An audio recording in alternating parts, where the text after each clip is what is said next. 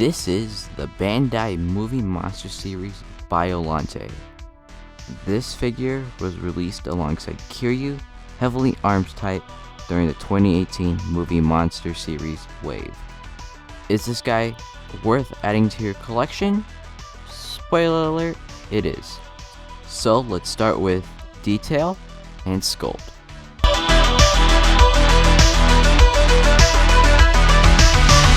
The detail on this figure is really good. Let me explain. The detail on the back is really good. This is what you would expect Bandai to do, and well, you get it. So yeah, loving it. He also has really great detail at the front of the body, so yeah, pretty good. There is also some nice detail in the arms or vines, I don't know.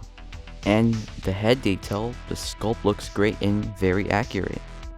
I absolutely love those purple whitish eyes that they gave her. So yeah, pretty good.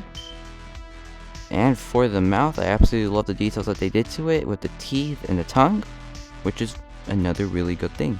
So overall, the details on this figure is really good. This is literally the best part of the figure, and I absolutely love that Bandai put so much attention to detail on this figure. Now, my biggest problem with this figure is, well, the size of it, but we'll get into that in a second. So, let's move on into articulation. So, the articulation on this figure is standard. Biollante can move one of her vines/arms, and she can move the other one. You get no articulation in the back and no articulation in the head.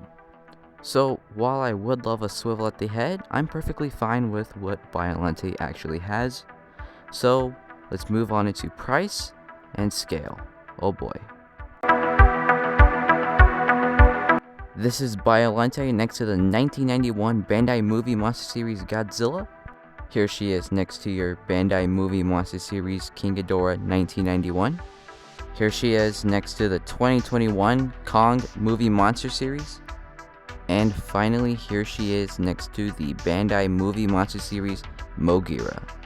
So, as you can see, my biggest problem with this figure is that it's not really in scale with all of your other Movie Monster Series figures. Some of you guys could say, well, not all Movie Monster Series figures are in scale with each other. And yes, I could forgive some figures for doing it, but man, this figure's just way too out of scale.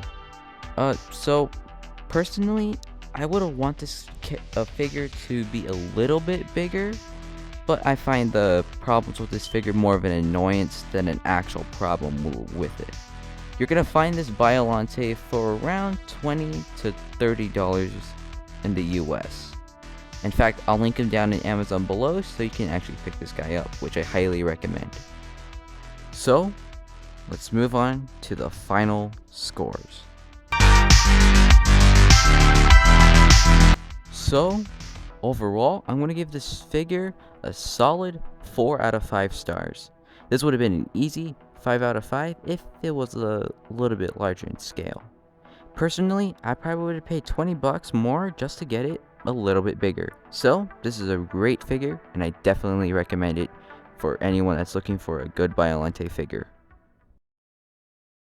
Thank you guys for watching the video. Please like, subscribe if you guys want to, and let me know in the comments, what do you guys think about this figure? Anyways, I'll catch you guys in the next one.